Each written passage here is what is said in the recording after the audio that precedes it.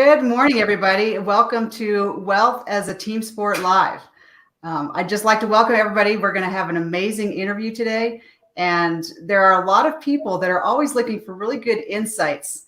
And with this program, I'm going to be interviewing a lot of different people. This is our inaugural event. And we're going to start with my good friend, Robin Taub, and she's going to be teaching us about kids and money. And what's really exciting is that Robin's going to share some important information that's going to be good for you and your family. So I just want to have a special welcome to everybody who's on the call. And for any of those of you who are brand new and are just checking in with me, I'm Tara Nolan. I'm an advisor who helps you achieve and retain the lifestyle you want. And you people out there, you're all clients and just other people interested to know, what's this all about? I mean, you're probably really asking yourself, why is an investment advisor providing this kind of connection? And to me, it's all about adding value to your lives. So you're going to get a special in watching all these interviews. I'm going to be talking to all different kinds of people, and the goal is to create information that's going to enhance your life.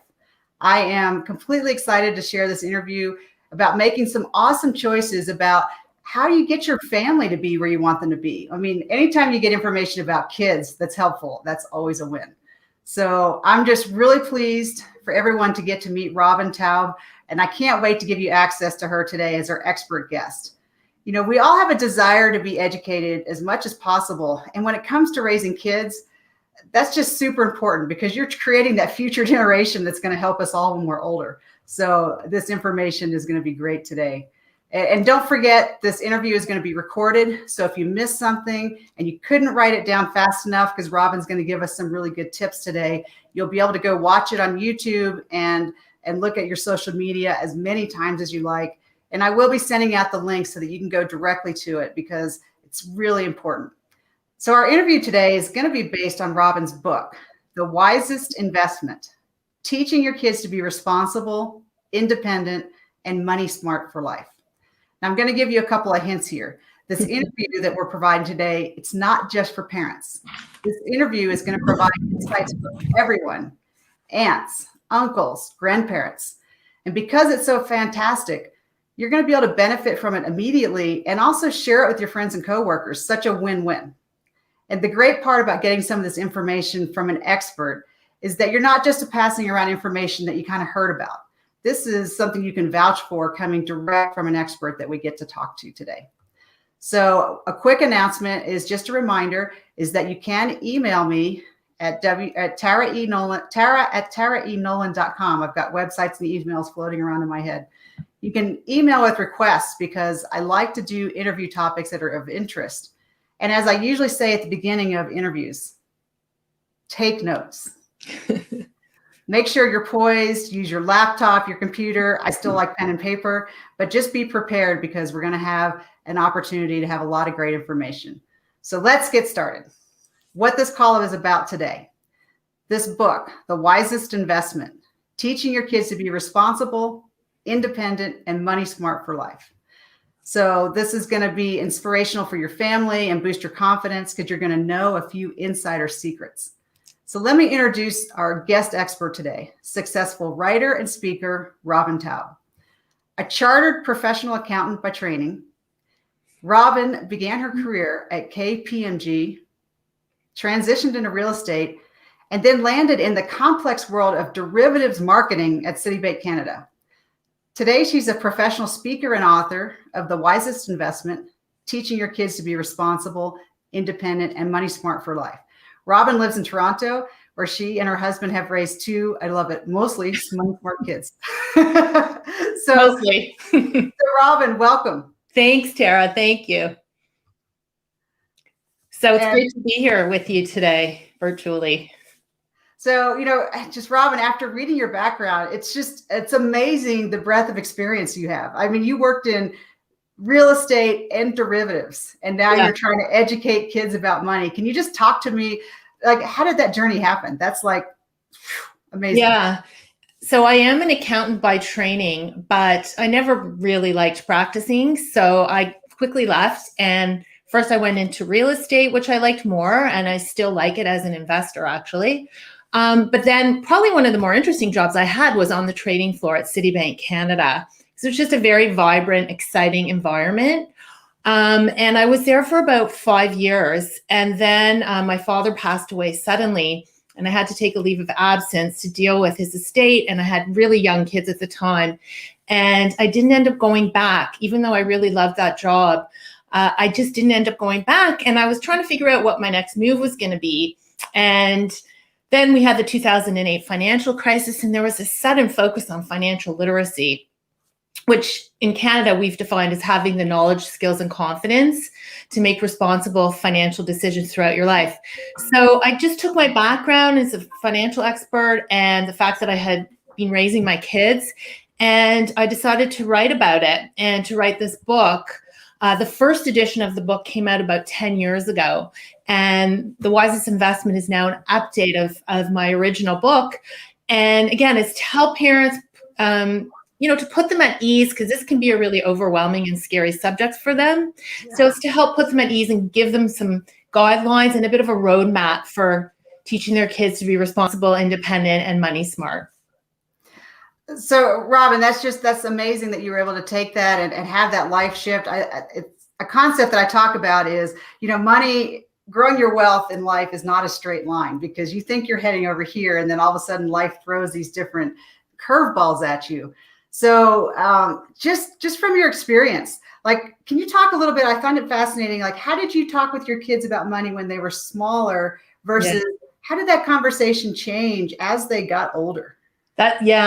So it's funny because my husband and I are both accountants, and he actually comes from, it's a long line of accountants, his father and my brother and now my daughter. So talking about money has never been something that we've shied away from. It was never a taboo topic in our house.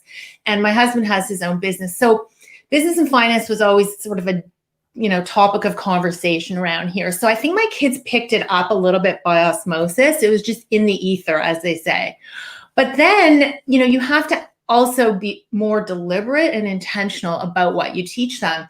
And I figured out this framework, which is, now in the book, which is that there's 5 pillars of money: earn, save, spend, share, and invest. So I'll say them again: earn, save, spend, share, and invest. And they're fundamental. And then there's different ages and stages that your kids go through. And I broke those down into 4. So you've got young kids, preteens, teens, and young adults. And then I just thought about, what are the topics that are really crucial under each of those 5 pillars of money at each stage? So when my kids were young, I focused on, what was appropriate for a 3 to 5-year-old. And then as they became preteens, what was appropriate for, a 7 to 12-year-old. And again, always thinking, okay, well, what do I need to teach them about earning money, about saving it, about spending it, about donating it, about investing it? And that's how we approach the conversations. And that's how I approach the book. Okay, Robin. So I have to know, how are you possibly going to talk to a 3 to 5-year-old about money? Okay, I'm glad you asked. So obviously with little kids, you have to make it fun, and you have to use examples from their world and make it concepts that they can relate to. So even though we're now in this really digital era, I think with little kids, it still starts with cold, hard cash. So I have this multi-slotted piggy bank to show you, because it really makes these money choices tangible. So there's 4 slots for save, spend, donate, and invest. And in Canada, we actually have coins for $1 and $2. So it actually makes it really easy to use something like this. But that's really where you start. And you can use examples from their world, like, how much is an apple at the market, and how much is an ice cream cone? And you can, teach them how to make change and how, use a little bit of math skills to introduce the concept. You'd be surprised how curious little kids are about money. That's interesting. So now you've got the idea when they're smaller. How do you start that transition, or when do you start that transition to, okay, maybe now they're getting some kind of an allowance, but then there's still that balance but then there's still just chores you have to do because you're part of the family? Yeah. I mean, that always comes up whenever I talk about this, because parents want to know, should I be paying my kids an allowance for, in exchange for doing chores, or is it a money management tool, or is it some kind of combination or hybrid?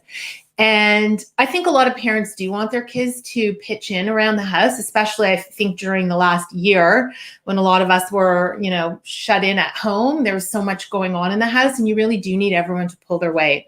So I agree with that chores should essentially be a family responsibility. But you also want your kids to understand what it takes to earn money too. So as your kids get a little bit older, they can do odd jobs, whether it's for neighbors or for, babysitting, things like that, refereeing sports. And that gives them a sense of what it takes to earn it. But even their allowance, if you've given it to them, they'll still feel a different kind of ownership over that money than if you pay for things. So even with an allowance, they're going to feel like a lot more careful about how they make these choices between, saving it, spending it, sharing it, and investing for the long run. So I think it's really an important tool to start introducing them to those choices. I love it, Robin. So now I'm going to ask everybody who's listening, if you're taking notes, get your pen out, because before we started this interview, I did ask Robin some big topics to get into. And so write these down, because we're going to have her talk about these. And this is where you're going to get some really good value today. So the three things, the first thing that Robin is going to delve into is, how do you develop values? And she's going to go into a lot more detail about these things. So I'm just giving for your notes. So the first thing is going to be about values. She's going to talk a little bit about in your daily living. How do you weave this into your daily living so it's not just something you do like outside of your life? And then the third thing Robin's going to talk to us about is how do you be a good role model as a parent? And that's always hard, right? Because your kids are always watching. Have you ever heard your kid the first time they say a bad word and you're like, oh no, they heard that from me? Yeah, I get blamed for introducing the swearing. There was a lot of swearing on the trading floor at Citibank. So yeah, I think they heard that from me. So Robin, if you'll just jump in with that first one and Sure. talk a little bit more about the values. I love that. Well, the values piece is the first strategy. So I say to parents, there's 3 strategies you can use to teach your kids that you can start using immediately. So the first one is your values. And by values, I mean the things in life that are most important to you, that you're willing to take a stand for.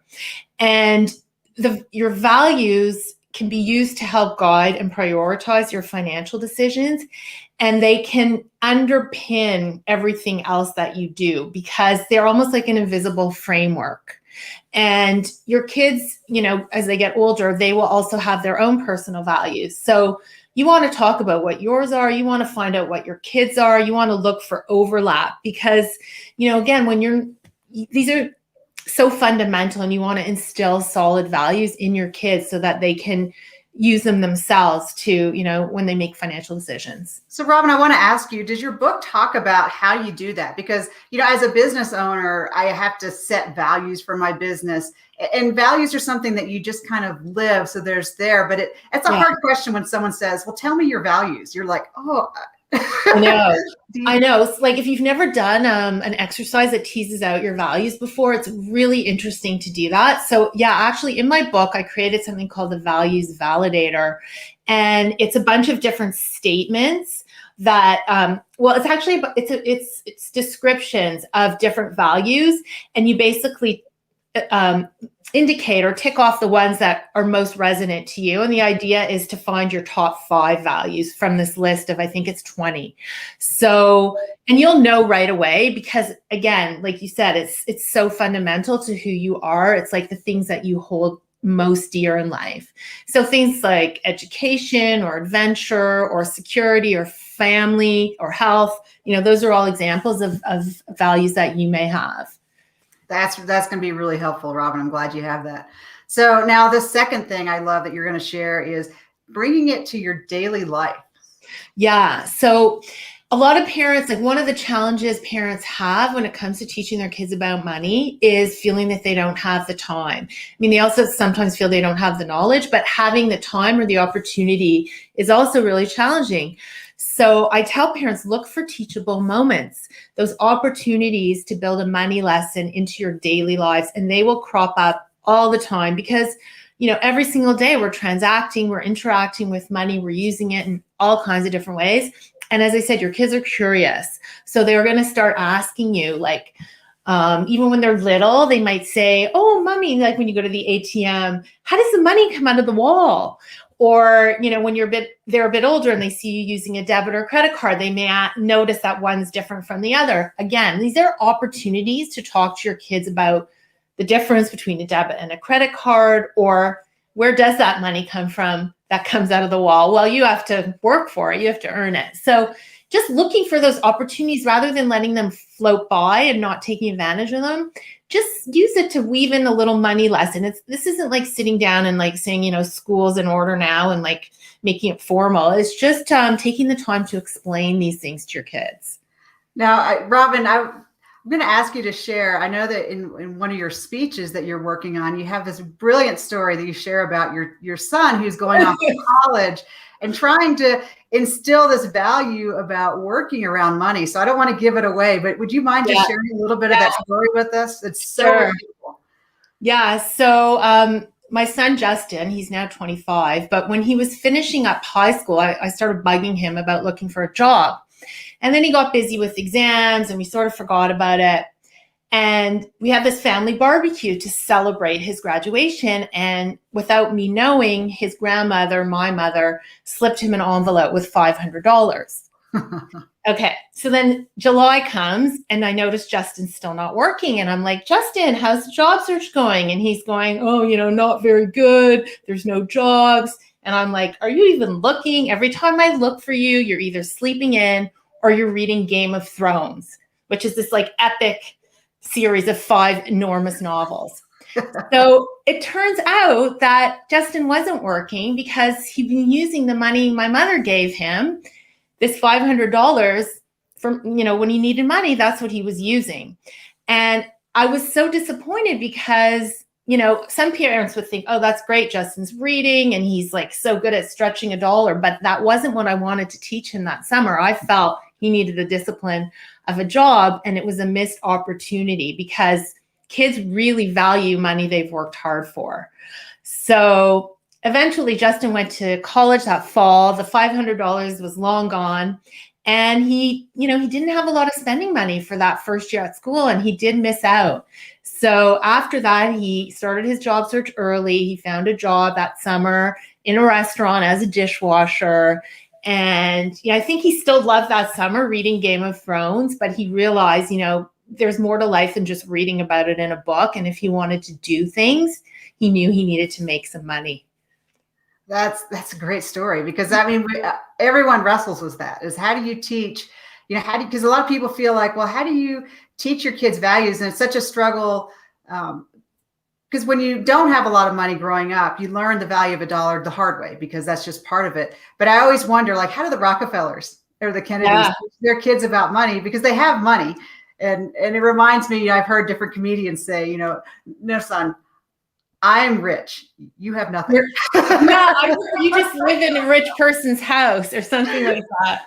I've heard that too. And you don't even have to be a Rockefeller to raise a spoiled child. And, I was a little worried that Justin was going to be lazy. And the funny thing is, like, I have a daughter too, and she's the opposite. So for her, $500 would not have lasted all summer because she wants to do things and have things. And she just has a different personality. And she always worked in the summers. So, your kids are going to be different. Like, even though they're raised in the same household, their hardwired personality may mean they have different values. And I just knew with him, he needed a little bit more of a push. And I wanted him to have that discipline. And anyway. Well, that's a great lesson. The lesson isn't like, how do you make your life so small to just match the money you have? It's how do you earn? I'm very curious if we can talk about that piggy bank again. I think there's a little part about the donation. How did that work out for you? And how does that work out when you start teaching about kids? It's not just about making money, but it's about sending it, but it's also about giving. Giving is really, it's one of those spiritual modern day ideas that you bring wealth by attracting what you put out there. I'm just curious how that. Yeah. Giving back is really important. And parents might be thinking like, "Oh, my kids, they're so young, they don't really have a lot of money. How are they going to be like donating and stuff?" So it doesn't always have to be with money. It could be with your time. And I feel like, at least where I live in Canada, the schools are really great about fundraising and getting kids involved in causes and giving back in that sense. And I remember when my kids were little, on Fridays, they would have to bring like a $1 coin or a $2 coin and put it in this box, and the proceeds went to charity. So there's always opportunities. I know in retail stores too, there's an opportunity to add your change to a box, or, round up your purchase so that you can give back. But even taking their old toys or their old clothes or things they no longer use and giving them to somebody who could really use them, a family that may not have as much as they do, can really open their eyes to the fact that not everyone is lucky enough to live the way that they do. And also doing some kind of philanthropy or community volunteer thing as a family. Like Natalie and I used to do Soup Sisters when she was in high school, which was, we would make soup for women and their children living in shelters. And then even this summer, I did this fundraiser with my niece who was in high school, and she was raising money for cancer research. So there's always ways to do it as a family to reinforce your values, causes you care about, and remind them that, especially if they're starting to get a little entitled or, acting a little selfishly, that it's a bigger world, and it just kind of broadens their perspective. Robin, I love that you're bringing together the values. And then I love that you're also, it doesn't have to be just giving with dollars or money. It can be with your time, so that there's a lot of ways, and that concept, abundance is more than just money. Abundance is all of those things. And I love that you're talking about that. It is. I think you mean like the attitude of gratitude. And that's like another thing that I talk about in the book is like, as a role model, as a parent too, you have to model that attitude of gratitude. And there's lots of different ways you can even do it as a family. Like at dinner, have everyone go around and share like one small win or thing they're grateful for that happened that week. It sets the right tone rather than that glass half empty outlook. I love that example. And that was the third thing that you were going to talk to us about, is how are you intentionally being a good role model for your kids? How can you give us some examples or thoughts about that? Yeah. So as you said, when you introduced that one, the third strategy is that like our kids are like watching and like listening and like they are really aware of both our good and our behavior when it comes to money. So I really encourage parents to try to get your own financial house in order so you can lead by example and be a good role model. And it might just be things like, my kids see like I do spend a lot of time on my personal finances and investing. So they see me working on like a budget spreadsheet, or they see me checking, my investments, or doing my taxes. And again, I use those as teachable moments, but they also see that I put the time and the effort in. And I think just, if you're diligent about it, your kids will notice and they'll ask about it. And again, in my book, there's an exercise that asks a bunch of questions that lets you kind of think about reflect on what kind of role model are you currently, and could you be doing a little bit better, a little bit more. Like I think it's an ongoing, lifelong thing to be a good role model for your kids, and not just with money. Our kids are looking to us for, are you a good role model with work-life balance, or with your personal health or relationships? So it really extends to a lot of things as a parent. Robin, I love that. And you have that in your book, that you talk about, it's so important. The words are important. You want to have those discussions, but it's so much more important what you do. These kids are watching everything. Yeah, they'll see through it. Like if you're being hypocritical, they will definitely see through it. And your values, it's not what you say you do, it's what you actually do. And it kind of seeps out. Your kids know. They know what's important to you. They know what's important to the family. And they're really absorbing a lot from you. They really are. So Robin, our time is just flying by. So before we finish up, can you just share your bonus concept one more time? We touched on it briefly at the beginning, but it's really important. Yeah. So it's these 5 pillars of money.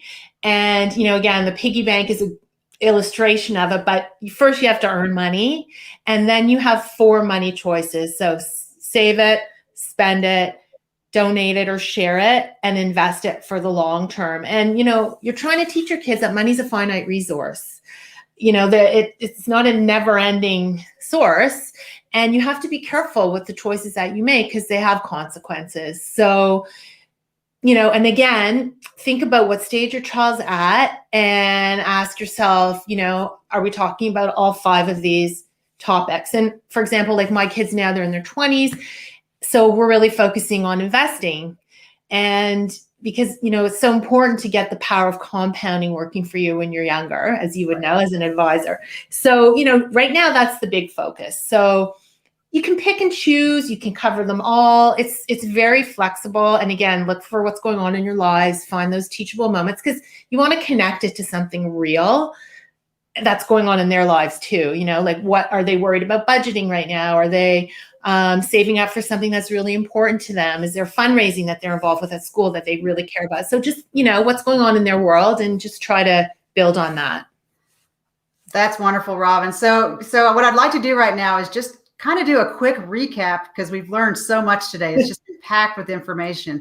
And I'm not going to be able to hit on everything, but if you have your note taker out, get ready. But remember, you will be able to watch it again later. So first thing Robin talked about was instilling those solid values in our kids. And I don't have kids, but this is so important to me, because as a member of a community, the kids are important to me because every kid is a member. And so I think it's very short-sighted when I hear people say, well, I shouldn't have to pay taxes for that because I don't have kids. We're all part of this community, whether you have your kids or not. So Robin, thank you for talking about instilling the values. The second thing you talked about was just looking for those teachable moments in daily life. And we know this to be true if you're in a leadership role, or as a parent, you are in a leadership role, is to find those moments in daily life, because that's where the change really happens. It's not like when you set aside and have a big lecture. It's just what you do every day. So I love that Robin shared that. And then the third thing was being that good role model, because the kids are just watching all the time. So, Robin's book, The Wisest Investment, teaching your kids to be responsible, independent, and money smart for life.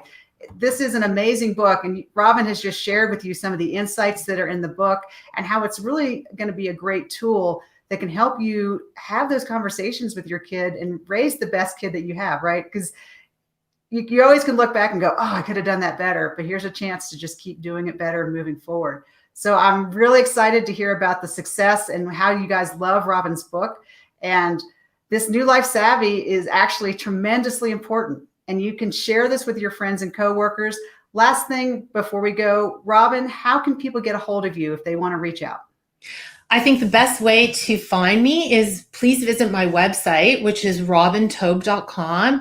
Robin with an I, Taub is Taub. So ROBINTAUB.com. And there you'll find information about where to buy the book, essentially Amazon, and about speaking. And there's also additional resources on the website, such as where to get the piggy bank and all kinds of other things that you might find helpful. So please reach out, whether you want to send me an email or hit me up on social. I'd love to hear from you. I'd love to hear how you're making the wisest investment in your kids. So don't forget that you can share this interview with your friends who may not have been able to listen in and watch today. And I'm really looking forward to sharing a must-know topic with you again in 2 weeks. I can't wait to hear about your success. We'll talk again later. Bye-bye. Thanks.